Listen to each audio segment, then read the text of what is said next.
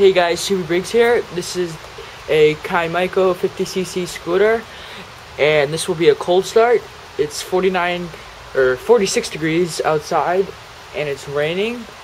It hasn't been ran since last week, so it's been officially 7 days since I started it up.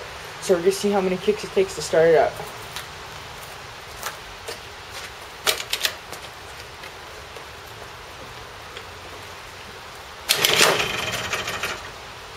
One kick, two kicks.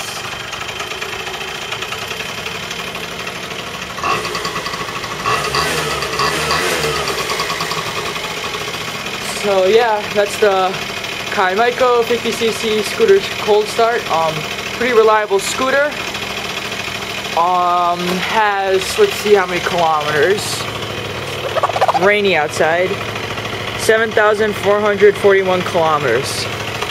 So yeah, 46 degrees outside, and did a pretty good job cold starting.